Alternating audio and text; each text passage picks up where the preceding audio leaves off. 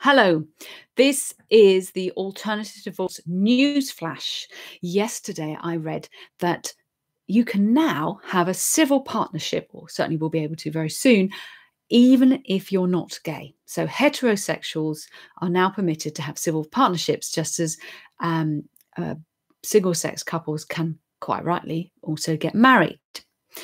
And this is particularly important, bearing in mind that currently a lot of people don't get married and they do not have very many legal rights at all, because common law marriage doesn't really exist.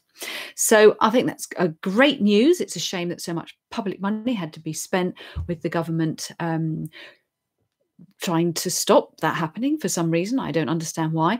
But luckily, our wonderful justice system has decided that it's completely unfair to let one section of society have a civil partnership and all the heterosexuals have to just get married, and they're not allowed to do that.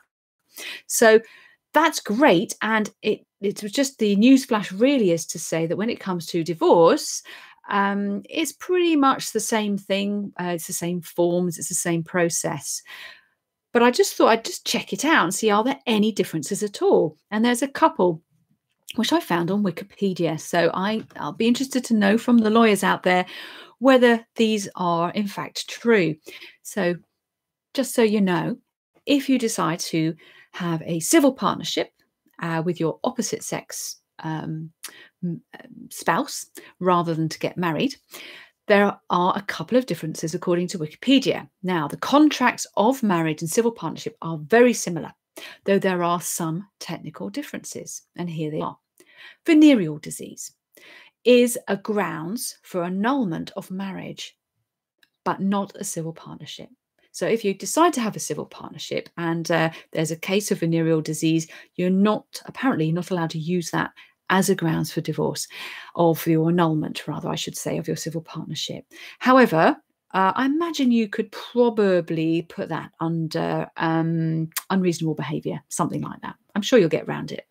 The other one is that adultery is a suitable grounds for divorce in a marriage.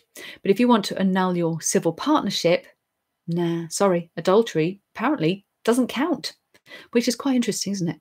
So whether that will stay the same for heterosexual civil partnerships, well, I guess it should stay the same, because the whole point is to have something that is the same for everybody and they don't discriminate in any way. So it'll be interesting to see how the first civil partnerships of heterosexual couples, how many will take it up for a start. And I think it could be quite a few.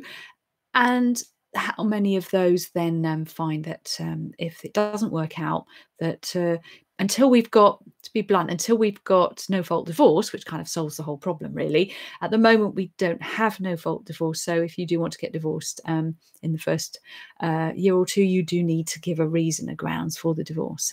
So I'm afraid venereal disease and infidelity, it's not quite the same if it's a case of whether you're civil partnership or marriage. Just so you know. Thought for the day. Bye for now.